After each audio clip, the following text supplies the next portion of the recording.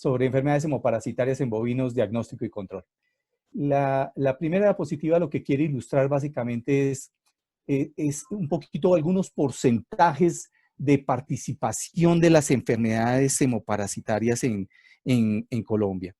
Digamos, a pesar que es un dato ICA de 2006-2011 y es en términos porcentuales, lo único que quiere referenciar es que de los casos que llegan al ICA en esos años, el 53% de casos son compatibles con diagnóstico de anaplasma. Me acojo mucho a la diapositiva porque son diagnósticos reales. O sea, 53% de los diagnósticos fueron anaplasma, 26 fueron babesiosis y 21 fueron tripanosomiasis. Entonces, lo que quiere decir es que más del 50% de las reactividades son por anaplasma y que las otras dos mitades participan babesia y tripanosoma. Algunos autores afirman que es muy probable que anaplasma y babesia vayan muy paralelos en el contenido. Yo creo que lo importante es que ustedes van a ver que hay una alta proporción de reactores anaplasma. En este sentido, esta reactividad, ¿qué puede significar en términos de pérdidas económicas? El doctor Gustavo López tiene un dato de $7.3 por animal año de costos de pérdidas económicas asociadas con la presencia de hemoparásitos en el 80% del ganado afectado por hemoparásitos. Entonces, es una pérdida importante. Para dar un dato más objetivo de babesia, yo tengo este trabajo me lo referenciaron, me parece muy interesante.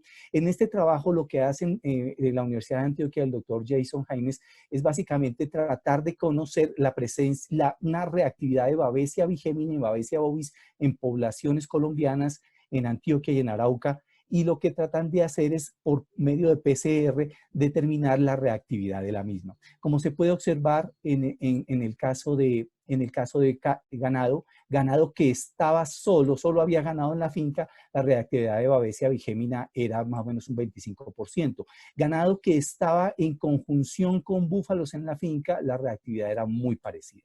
Ahora, para babesia bovis, la reactividad para bovinos por medio de técnica de PCR, que es muy elaborada, puede ser alrededor del 15%, mientras que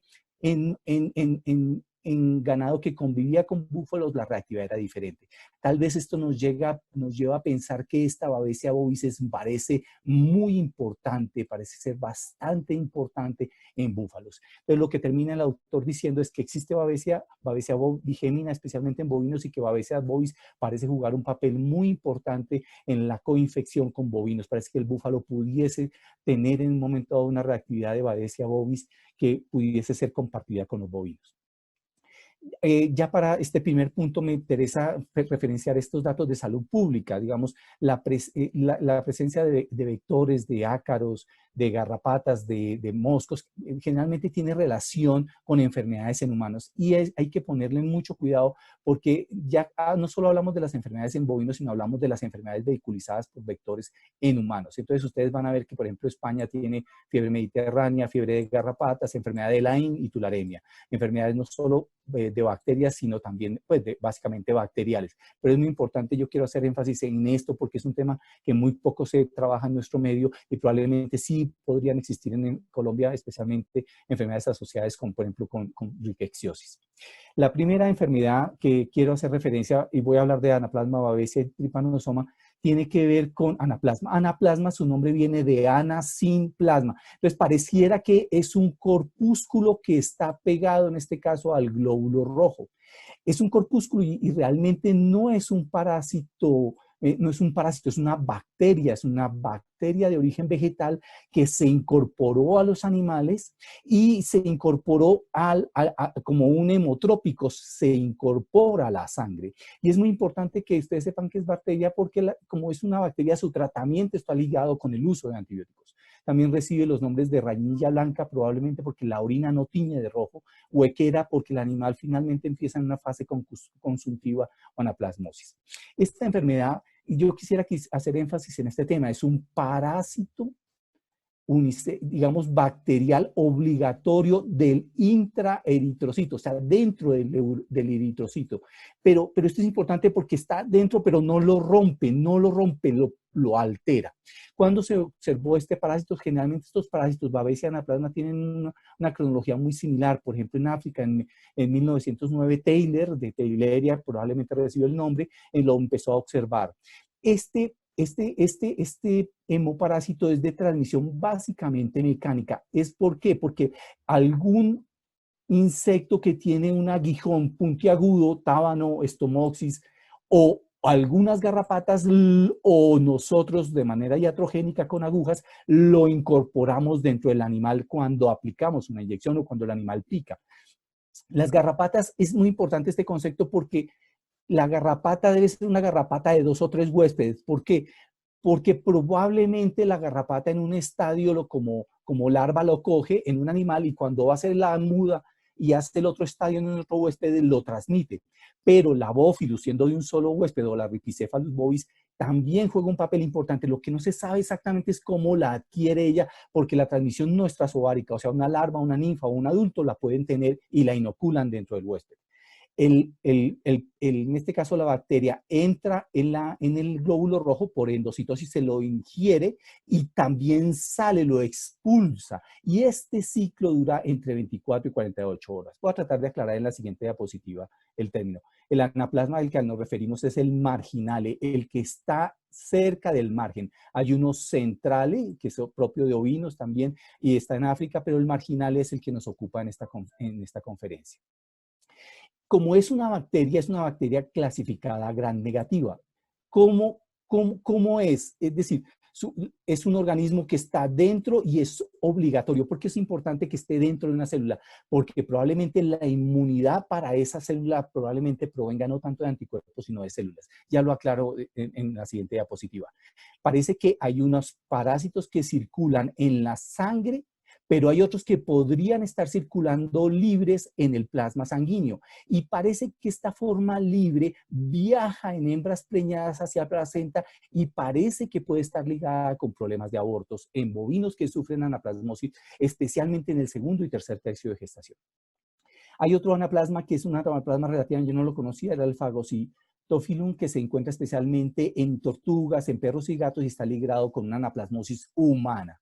Y en este caso, básicamente se observa es en los glóbulos blancos. Es una bacteria que yo no conocía su implicación. Aquí quiero hablar un poquito del ciclo. Este es el hipostoma de una garrapata, un Rhipicephalus bovis, que se adhiere al pliegue cutáneo del bovino.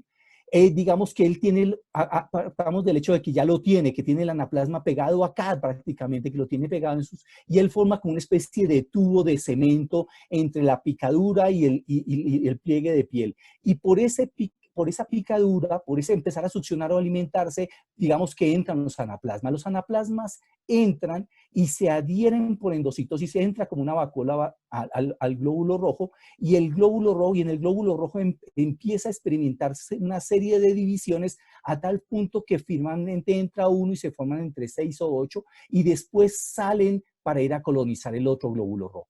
Esto es muy interesante porque lo entra y no lo destruye y sale y no lo destruye, pero aparentemente le confiere al glóbulo rojo algunas alteraciones en su membrana que le permite al sistema inmune de la vaca saber que es un cuerpo extraño, o sea, reconoce que algo extraño está dentro de los glóbulos rojos parasitados.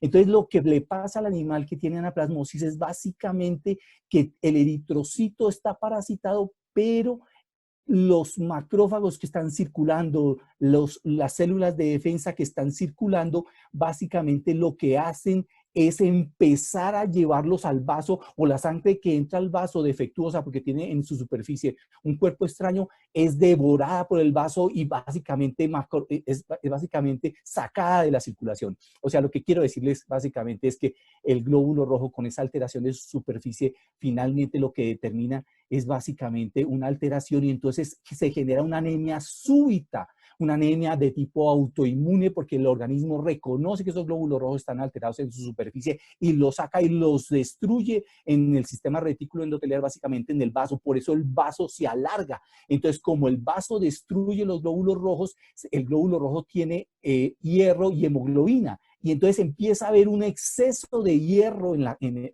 el animal. Ese exceso de hierro puede llegar incluso a una toxemia del animal.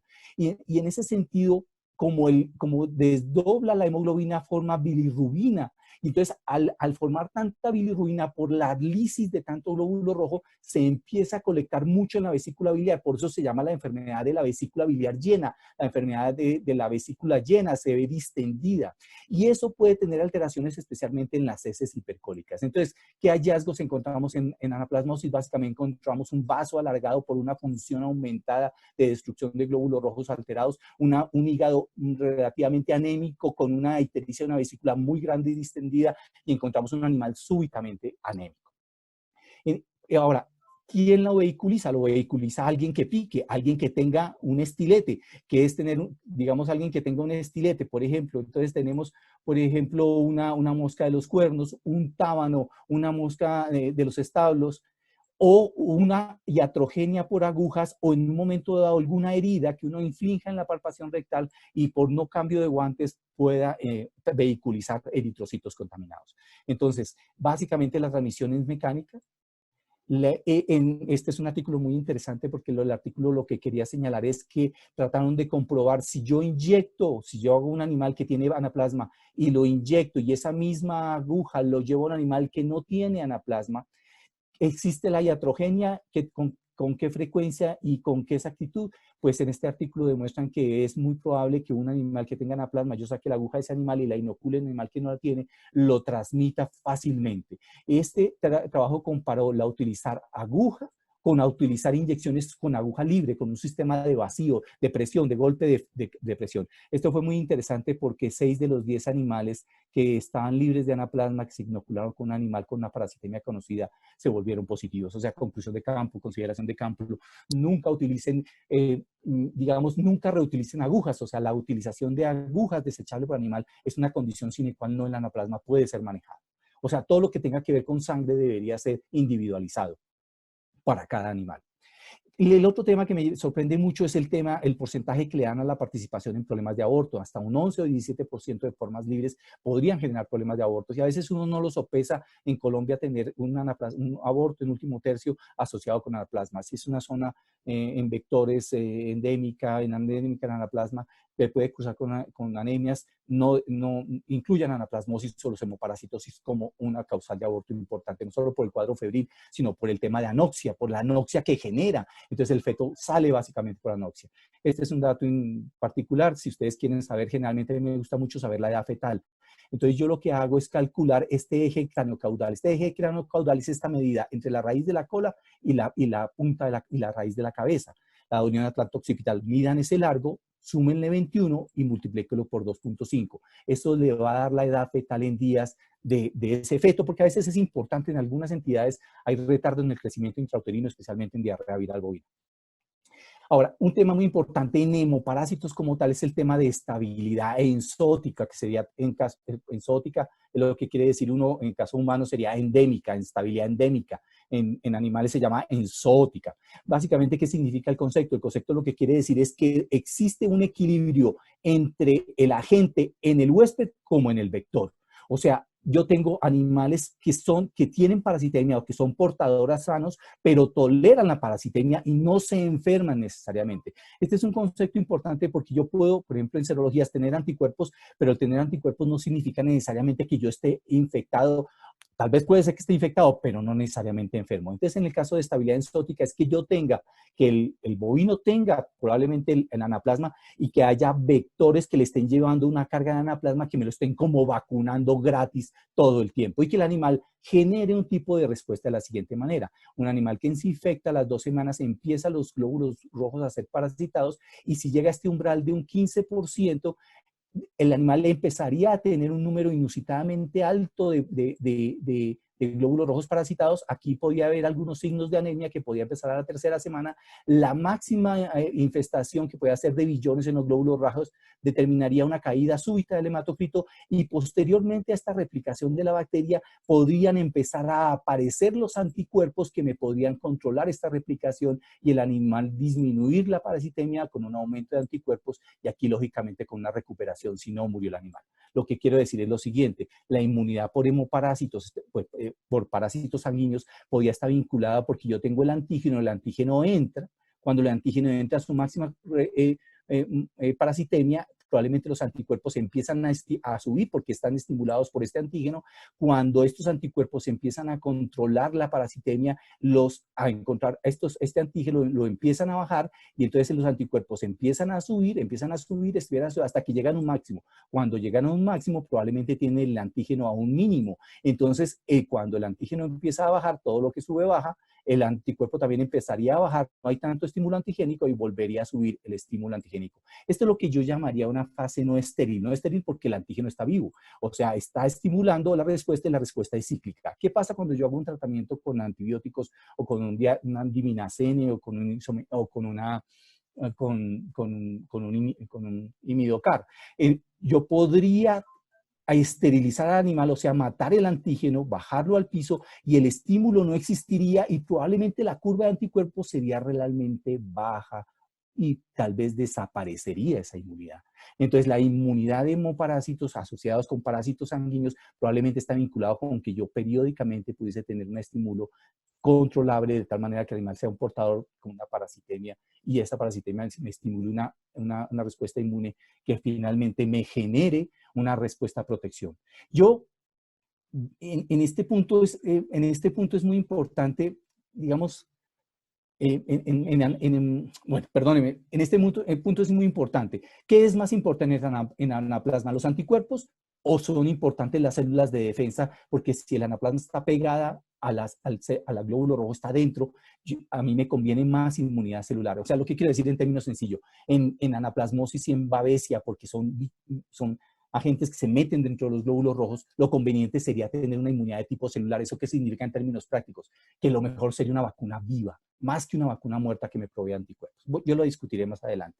Estabilidad enzótica, entonces yo tengo portadores sanos y en términos de palabras, uno diría anaplasmasis, el portador sano. El animal que se infecta con anaplasma se queda con el anaplasma. El animal que se infecta con babesia probablemente se queda con babesia. El animal que se infecta con tripanosoma se queda con el tripanosoma. Son portadores sanos. Entonces yo tendría que utilizar el término asis, babesiasis, y cuando tengo un animal enfermo, en términos sería osis, babesiosis o tripanosomosis. Esta es una diapositiva que ilustra el concepto de inmunidad. Entonces, un animal joven, ¿por qué se defiende mejor del anaplasma? Un animal joven se defiende mejor del anaplasma porque sus glóbulos rojos son inmaduros y el anaplasma parece no ser tan hábil de penetrar al glóbulo rojo o por lo menos parasitar, y a su vez el animal joven tiene una médula ósea amplia que puede reponer rápidamente una pérdida de glóbulos rojos.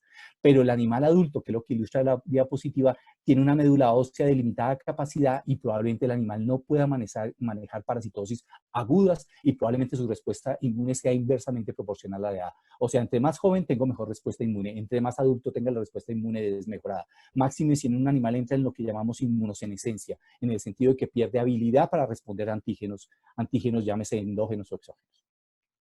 La estabilidad enzótica se logra, por ejemplo, en el caso de babesia, si un animal joven puede llegar a tener entre 10 y 20 teleoginas. Teleos es más allá, ogina, gina, una hembra. O sea, si tiene una garrapata gorda, llena, preñada, próxima a caer.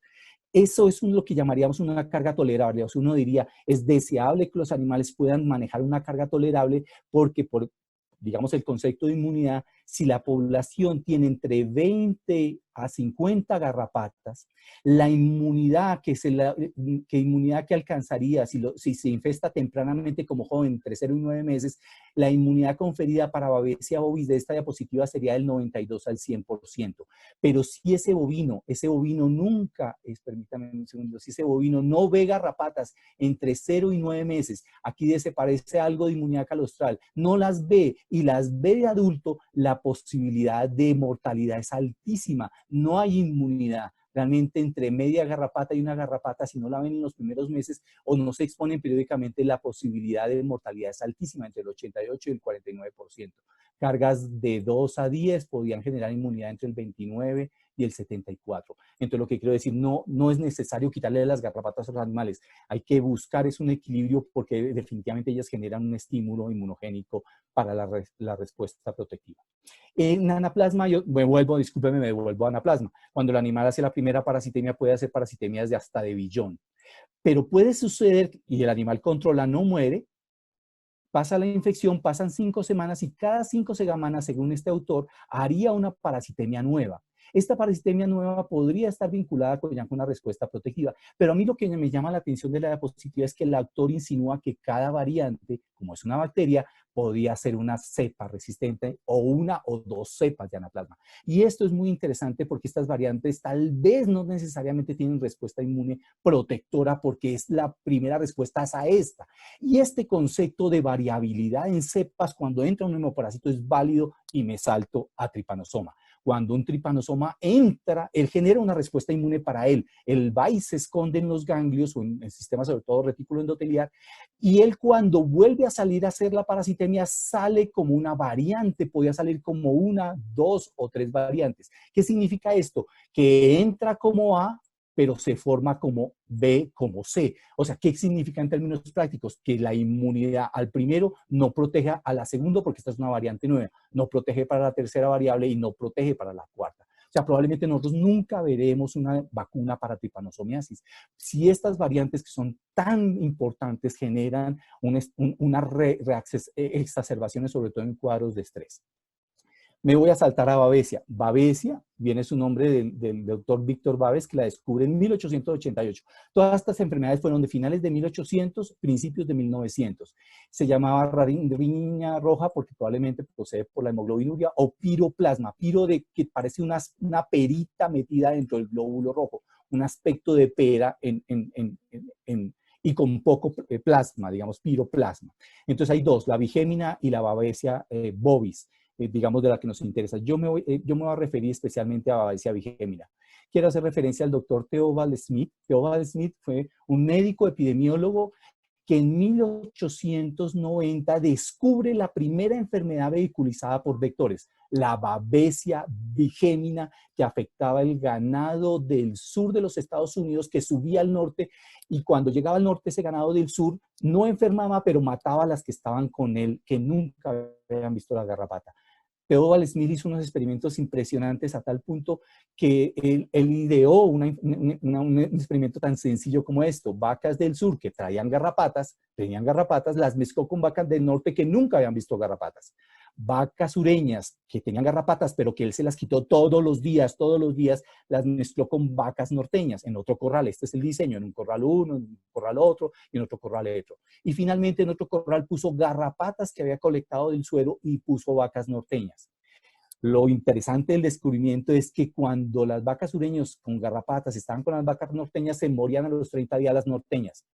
Cuando las vacas sureñas que no tenían las garrapatas, que él todos los días durante los 30 días se las quitó, ninguna vaca de norteña murió. Pero cuando las garrapatas solas se dejaron con las vacas norteñas, aquí murieron. Entonces, huevo es gallina, lo pone frito, se come. La garrapata era la que causaba el problema. Y era muy interesante porque él pudo descubrir cuál era la gente y cómo era el mecanismo de transmisión, que era muy complejo de entender para la época, pero él generó una campaña de erradicación del Bophilis bovis, que le llamaban en esa época Israelmetum ricticephalus annulatus. El Estados Unidos empieza la campaña en 1904 y 40 años después elimina esa garrapata de los Estados Unidos, del sur de los Estados Unidos, y teóricamente desaparece la babesia. Pero fue una cosa muy exitosa para entender es la primera enfermedad generada por vectores. Les recomiendo mucho este libro, Cazadores de Microbios, donde describe la pionera labor de Theobald Smith para poder descubrir cómo era la babesiosis bovina bigémina. Abigéminas son dos opiriformes, mire, dos peritas acá, como dos peritas en este sentido. La abigémina sobre todo lo transmiten las ninfas y las hembras adultas y tal vez los machos. ¿Por qué es importante saber eso? Porque ellos decían que a los 30 días se enfermaba el ganado. ¿Por qué al mes se moría el ganado del norte que recibía la infestación?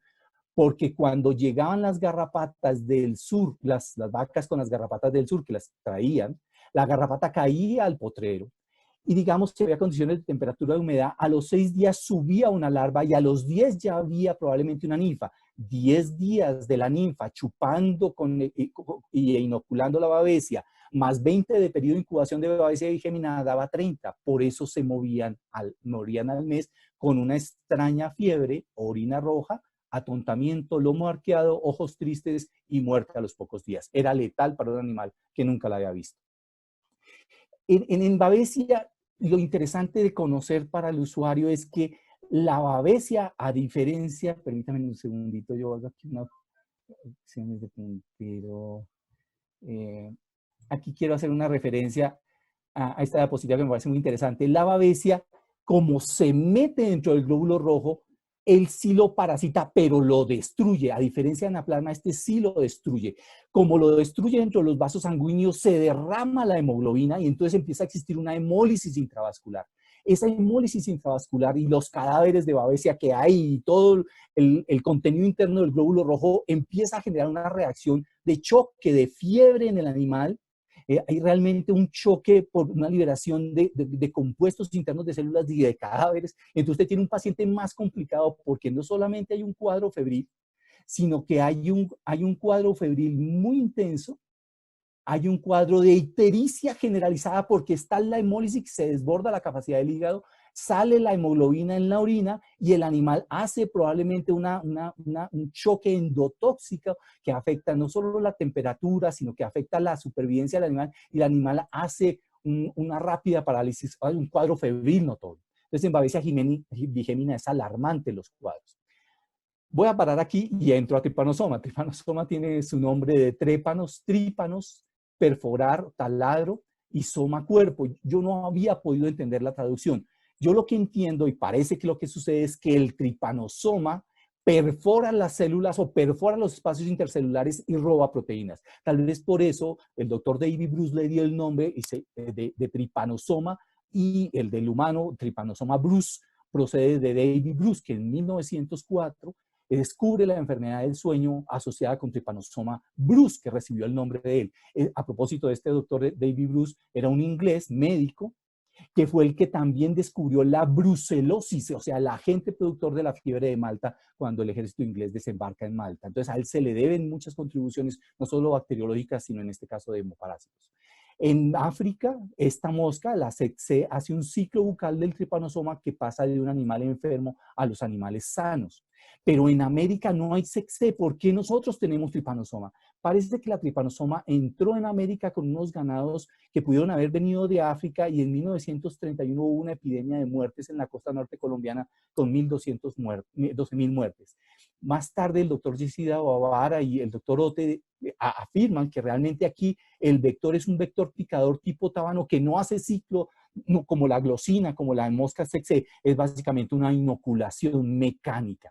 Y lo que quiero ilustrar es que el tábano se para sobre un huésped, la hembra sobre todo, a chupar sangre, y si es en el momento sobre el huésped está pasando en el vaso sanguíneo que ya saca la sangre para alimentarse porque ya hace lagunas de sangre para poner sus huevos, ella en ese momento que chupa la sangre saca los tripanosomas, como el animal por la picadura se molesta, él va a otro animal para terminar de llenarse y repletarse y probablemente inocula de manera mecánica el tripanosoma. El tripanosoma una vez se entra, se divide y se ubica especialmente en ganglios linfáticos donde generalmente puede estar haciendo parasitemias periódicas con base en un evento de estrés. Lo que quiero decir es que tripanosoma y tábanos y anaplasma juegan un papel importantísimo en la transmisión de estos hemoparásitos.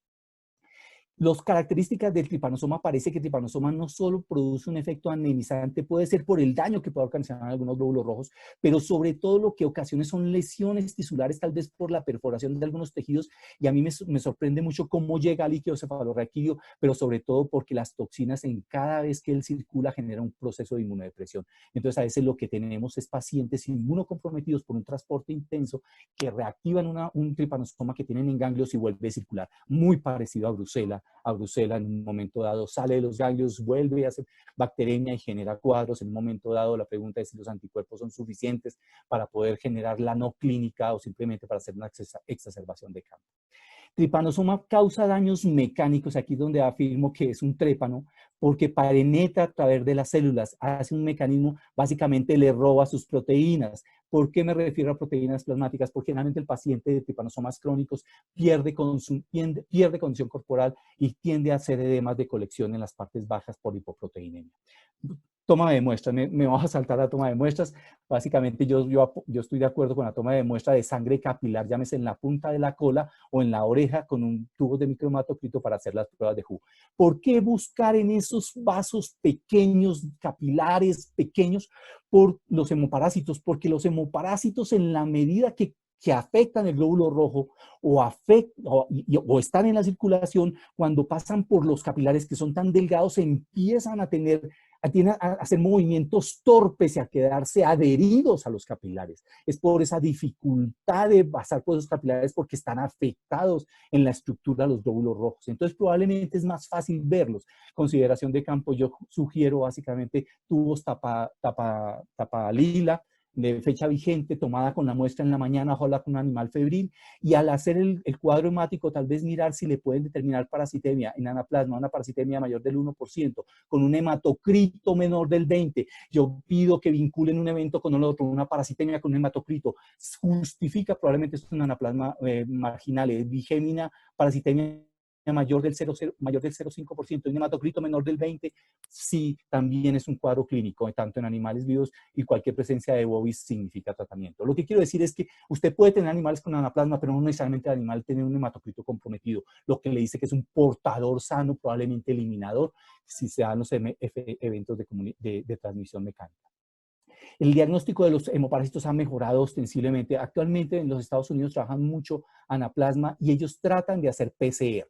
Y hacen PCR de una manera interesante, porque PCR les permite vigilar, les permite mantener datos libres y de confirmar los casos clínicos. En casos clínicos, a usted le sirve, correcto, el frotis sanguíneo, le sirve esto para casos clínicos, pero probablemente si uno quisiera hilar el diagnóstico y sobre todo saber el agente que le está causando el problema, el PCR, nos estamos viendo abocados, y ese trabajo de la Universidad de Antioquia nos avisa de que es factible que en un momento dado ya podamos empezar a utilizar PCR para saber si estamos ante una babesia, bovis, bigémina, un anaplasma marginal o central. Es importante tener esas definiciones en un momento dado, ayuda mucho.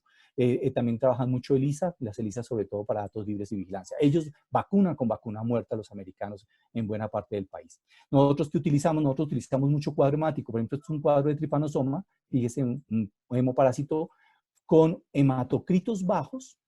Lo que vemos en estos cuadros hemáticos de esta finca con 2 animales con tripanosoma en frotis es básicamente que existe una anemia normocítica normocrómica con una neutrofilia, con desviación a la izquierda, hay una eosinofilia notable y también encontramos una trombocitopenia. Digamos, es importante que ustedes, pero fíjense, estos animales que ustedes hagan el cuadro hemático bajo esas consideraciones. Un animal febril, ojalá en la mañana el tubo llevado lo más pronto posible al laboratorio para que le hagan el hemograma y le hagan la prueba de WHO o un extendido. Pero el hemograma a veces nos orienta. A veces vemos una ligera leucopenia, y a veces vemos una notable eosinofilia con una trombocitopenia. Depende mucho de los cuadros, pero es la herramienta que tenemos en campo para poder determinar casos clínicos.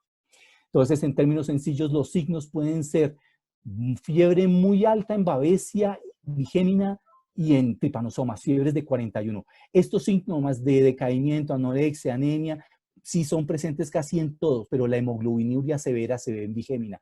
Lo que no se ve, la hemoglobinuria, no se ve en bovis, porque bovis tiene básicamente un compromiso nervioso, porque esas babesias que están en esos capilares del sistema nervioso central se empiezan a trancar en esos capilares y forman trombos, y por el efecto del choque endotóxico que está sufriendo el animal por esas toxinas, se forma un tromboembolismo generalizado, y entonces el animal puede entrar en cuadros nerviosos compatibles con convulsiones de presión. En anaplasma lo que vemos es básicamente, por la anemia autoinmune, es una fiebre no tan marcada, pero sí alta, y lo que se ve es una anemia muy marcada.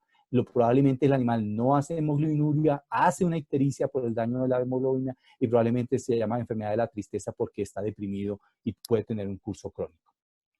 Cuadros de campo, lo que nosotros vemos, a veces vemos animales postrados, en este caso un animal en baja condición corporal. A veces vemos, por ejemplo, el anterior es un cuadro no determinado, es un cuadro de hemoparásitos porque respondió a la terapia, pero no sabemos exactamente a qué terapia. Es decir, a qué terapia, no a qué agente en particular. Es un cuadro mixto, generalmente de anaplasma y babesia, un animal que se trató y hubo evolución favorable. Este es un cuadro de tripanosomiasis que encontramos en una zona del país, en el cual observábamos baja condición corporal, y en particular encontramos anemia de mucosas notables y anemia notable. Digamos, en este caso en particular, yo me refiero sobre todo a tripanosoma, porque también encontramos unas lesiones compatibles con edemas en las partes bajas y de baja condición corporal. Pero este cuadro en particular estaba vinculado con un cuadro de parasitismo interno gastrointestinal también. Entonces, ahí tripanosoma yo lo veo como un oportunista, como un inmunosupresor importante de cuadros virales o parasitarios. A veces en pocos casos hemos visto a ictericia, este animal no es un bovino, es un caprino, en el cual sospechamos un cuadro de hemoparasitismo, anemia, cosas. En vacas de trópico alto hemos observado el año pasado tuvimos unos casos con hemoptisis, y muerte súbita, y este es lo que llamaríamos un hato desequilibrado enzóticamente. Estos animales nunca habían visto una garrapata, se trae un heno y en el heno probablemente venían unas larvas y probablemente ellas empezaron a tener un cuadro de hemoparasitismo que fue compatible con una babesiosis y que cursó con muerte y con cuadros dramáticos de lisis. Esto sí fue un cuadro dramático con mortalidades. Además, la garrapata ya no tiene límites de altitud. El doctor Jesús Cortés ya las encontró a 2900, o sea, la Bófilus, o sea, la Ripicephalus, Bófilus micropus, ya está en todos los climas, puede ser más lento su ciclo, pero probablemente juega un papel importante de todas las altitudes. El tema puede ser temperatura, humedad para que eclosiones. Entonces vemos mortalidades en ganados, vemos coprostasia, sobre todo en anaplasma. Nosotros hacemos muchas tiritas de orina para mirar hemoglobinuria o para mirar urobilinógeno en orina, puede ser indicativo. Este es un cuadro que quería mostrar, perdón, eh, perdónenme un segundito. Este es un cuadro de un colega, del doctor de Yopal, una vaca de muy buena condición corporal con una, una, una ataxia,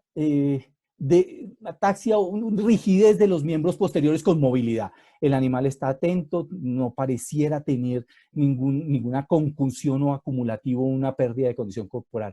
Lo que llama poderosamente la atención, este animal se le tomó un cuadro heumático, encontramos una monocitosis activa con una trombocitopenia, y no encontramos tripanosoma, pero nos fuimos con un tratamiento de tripanosoma y el animal se recuperó clínicamente. Entonces yo quisiera decir, si yo pongo un isometamida en un animal con una parálisis progresiva del tren posterior compatible con un cuadro neurológico y me resuelve la situación, probablemente tal vez estaba ante un cuadro de hemoparasitismo con tripanosomiasis. A veces uno lo hace el tripanosoma no es fácil encontrarlo, no es tan fácil encontrarlo, entonces es muy probable que una respuesta terapéutica tal vez nos esté indicando que pudo haber sido una tripanosomiasis en este caso. La siguiente diapositiva es una diapositiva de otro colega que me la hizo llegar, el doctor Cristian. Es una vaca postpartal con una crisis hemolítica postparto. Una vaca con una condición corporal baja, probablemente postpartal, probablemente una hemoglobinuria que habría que distinguir de una hematuria. Y en estos casos de una vaca posparto puede ser una hemoglobinuria basilar por un clostridio, una hematuria enzótica por un problema de lechos o de saponinas, puede ser incluso un cuadro de babesiosis, probablemente pudo haber sido también por una hemoglobinuria. Entonces, por eso es muy importante la toma de la muestra y determinar si es una hemoglobinuria o es una hematuria en la medida que se sedimente o no sedimente 2 horas o 3 horas posterior a tomar la colecta de la muestra de sangre. En este caso, este es otro caso de otro colega en el que me mandó también un cuadro de una hemoglobinuria. Los animales tenían una situación de inestabilidad enzótica, y fíjense en esta vejiga repletórica y que se derrama el contenido de hemoglobinuria en el caso de una babesiosis, probablemente bigémina severa con mortalidades. Una lesión importantísima que suele suceder en babesiosis es el daño renal. Hay tanta hemoglobina en el sistema sanguíneo por la hemólisis, en todo el sistema sanguíneo, que el riñón hace una glomerulonefritis, hace una nefritis intersticial. Y es muy grave el daño también a nivel renal, entonces se alarga y se agranda el riñón, el hígado se agranda, pero el vaso no necesariamente. A veces el vaso lo vemos alargado, sobre todo en anaplasma, por la actividad digamos, esta esplenomegalia puede ser por una actividad de lisis de glóbulos rojos. Es muy importante el alargamiento de vasos. Si uno abre un cadáver, descartar que no sea un antrax. Antrax genera un alargamiento, un bacillus anthracis, una esplenomegalia del hígado. El vaso tiene una consistencia de mermelada de mora y básicamente las antecedentes es una muerte súbita con secreciones serosanguinolentas por aberturas nasales, oculares, vaginales que no coagulan en el corto tiempo y que generalmente son animales están cerca de fuentes de agua o uno ha introducido una comida nueva. A veces vemos en anaplasma lo de la vesícula. Evidentemente la vesícula es muy notoria en este caso, una vesícula grande, distendida, que se puede observar en anaplasma, pero también lo vemos en cuadros febriles congestivos en el cual se pierde mucha condición corporal y la bilis se empieza a acumular en la vesícula.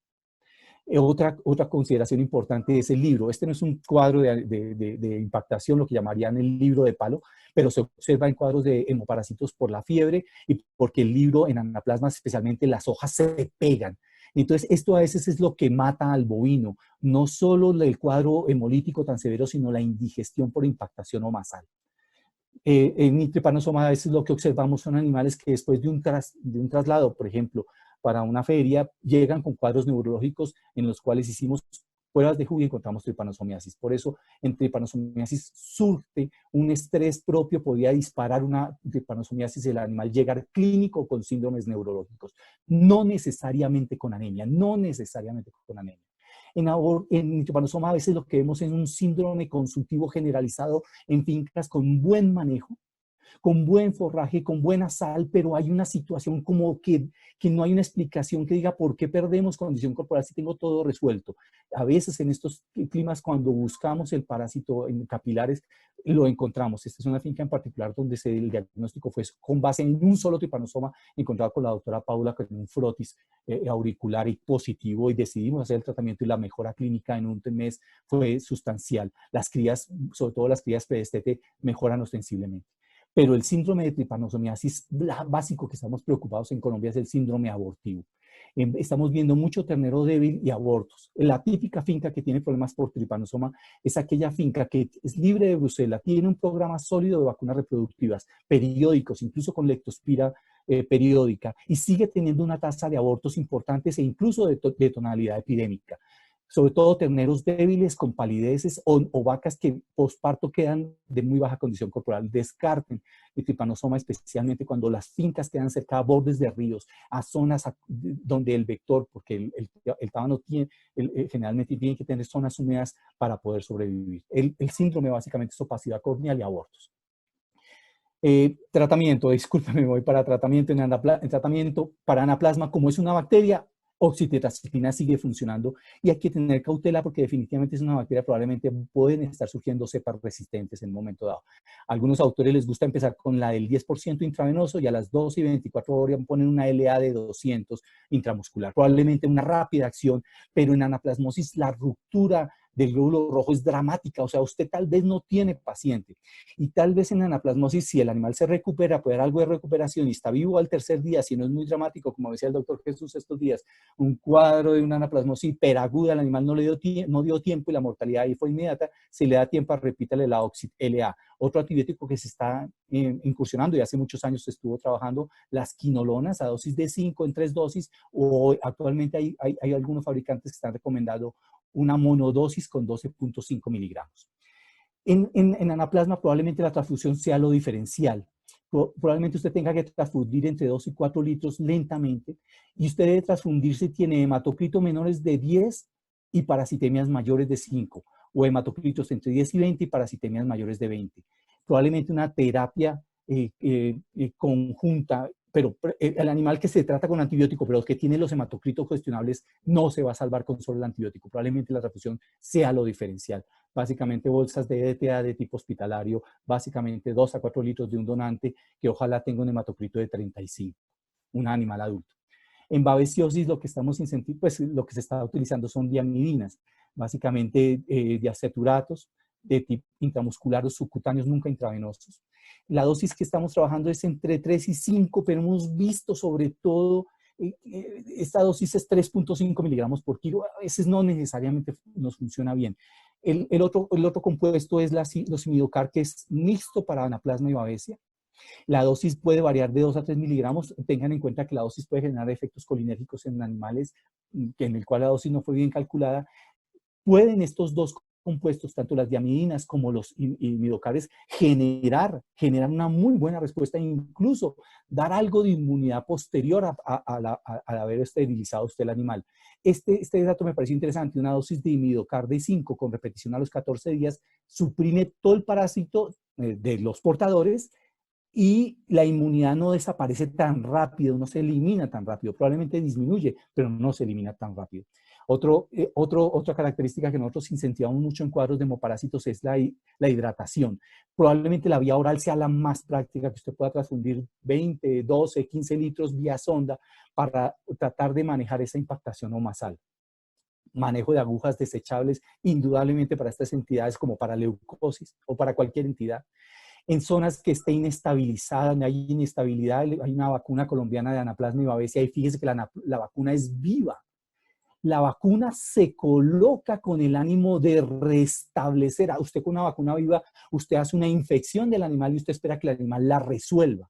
Esta vacuna viva, como vacuna viva, probablemente genera una muy buena respuesta para anaplasma y para babesia, que son intracelulares. Esta vacuna es colombiana, el Anavasan, tiene un manejo, tiene unas consideraciones importantes. La otra alternativa es que usted tenga un desequilibrio del control de garrapatas por resistencia a acaricidas, si usted tenga que tratar de manejar una vacuna para garrapatas que indudablemente le va a ayudar, y otra vacuna colombiana que en su momento estuvo, que la desarrolló Federico, el TIC-VAC. O sea, estamos desequilibrados a veces por punta y punta. El manejo del tripanosoma, por ejemplo, en África, lo que quiero hacer claridad es lo siguiente. Si usted tiene que poner un diaceturato, póngalo en los animales clínicos. En África manejan lo que llaman el parsa nativo. Colocan un diaceturato y dejan pasar 15 días entre el diaceturato y el isometamido. Nunca los ponga juntos. Deje pasar 15 días. A los 15 días ellos colocan el isometamido. Cuando empieza la temporada del vector del tábano, desparasitan oral el ganado y empiezan a que el tábano llegue durante una temporada de meses. El isometamidium teóricamente es curativo y preventivo y dependiendo de la dosis puede durar 4 a 8 semanas de duración de la temporada del vector. Los casos clínicos se tratan con diaceturato y utilizan el isometamidium al principio y al final. ¿Cuál es la preocupación subyacente del uso del isometamidium? Que hemos visto con preocupación que en un momento dado puede ya empezar a existir resistencia, no solo los diaceturatos, sino al isometamidium. Y ahí sí va a ser muy complicado este escenario del tripanosoma, porque esta entidad sí indudablemente afecta de manera importante la ganadería de un país. A mí me parece que puede diezmar un país.